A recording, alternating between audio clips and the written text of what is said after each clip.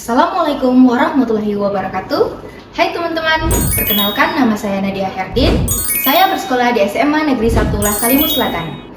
Pada video kali ini, izinkan saya meresensi buku yang berjudul Antologi Cerita Pendek Kelobakan, Kesenyapan Gemuruh Bali 65. Buku ini berisikan 22 cerita yang ditulis oleh 14 penulis, diantaranya Dia Merta, Fatih Suwandi, Gede Arianta Sutama, Happy Salma, Kadek Sonia Piscayanti, Martin Aleida, Meiswan, Nikomang Aryani, Putu Fajar Arcana, Putu Oka Sukanta, Putu Satria Kusuma, Sunaryono Basuki KS, Supri Jadi Tomo Diharjo, dan T. Iskandar AS. Buku ini dibuka dengan kata pengantar yang dibawakan oleh I Gusti Agung Ayurati. Buku yang bertemakan fiksi sejarah ini diterbitkan oleh Penerbit Kukusan dan Lembaga Kreativitas Kemanusiaan pada tahun 2009 dengan tebal halaman sebanyak 219 halaman. Apa yang terlintas di pikiran kita ketika wilayah Bali disebutkan? Pasti yang terlintas di pikiran kita adalah sebuah pusat pariwisata yang penuh dengan keindahan, tanah dewata, dan masyarakatnya yang penuh dengan kreativitas dan berbudaya. Tak banyak yang pernah mendengar bahwa di balik keindahan dan keunikannya, Bali menyimpan sejarah kelam tentang pemberantasan orang-orang yang dianggap anggota atau simpatisan Partai Komunis Indonesia pada penghujung tahun 1965. Dari situlah buku ini menjadi sangat menarik, terutama bagi saya, karena membuka sisi lain Bali yang tidak terjamah. Melalui berbagai perspektif, buku ini berhasil menyajikan sudut pandang yang luas. Penulis tidak hanya melihat dari sisi korban, tetapi juga melihat dari sudut psikologis pelaku, saksi mata, dan seluruh generasi muda yang menanggung beban trauma. Lobakan pada judul buku ini merujuk pada istilah geografis yang berarti lubang, jurang, atau ceruk tanah yang digunakan sebagai kuburan massal untuk mereka yang dituduh kiri. Cerita pendek di dalam buku ini umumnya dimulai dengan kondisi tokoh masa kini atau pasca tragedi.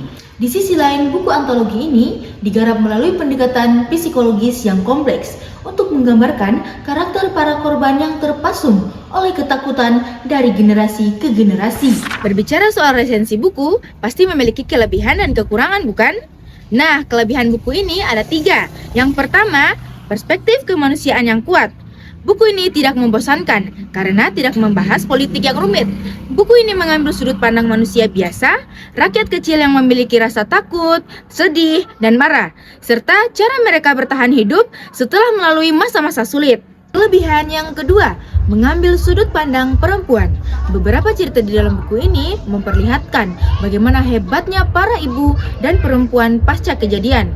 Mereka harus bertahan hidup di tengah stigma sosial tanpa suami dan kemiskinan yang dipaksakan. Kelebihan yang terakhir, cerita yang beragam. Karena ditulis oleh 14 penulis yang berbeda, pembaca tidak akan bosan. Setiap cerita memiliki gaya bahasa dan penyampaian yang unik. Kekurangan buku ini ada 3. Yang pertama, cetakan yang terbatas. Buku ini tidak dijual bebas di toko buku besar. Anda harus mencarinya di toko buku online atau komunitas pecinta buku. Kekurangan yang kedua, beberapa bahasa yang sulit dipahami. Beberapa cerita di dalam buku ini menggunakan istilah dan bahasa lokal Bali serta kiasan yang cukup dalam, sehingga pembaca harus membaca secara perlahan dan memperhatikan setiap catatan kaki. Kekurangan yang terakhir, cerita yang sedih dan menguras emosi. Karena temanya tentang tragedi dan kesedihan, membaca buku ini bisa membuat perasaan ikut sedih dan terenyuh.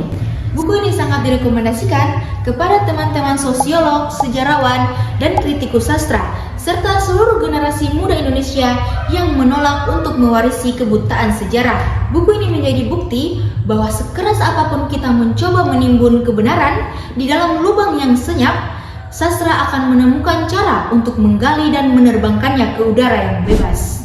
Sekian resensi dari saya Nadia Herdin. Salam literasi. Wassalamualaikum warahmatullahi wabarakatuh.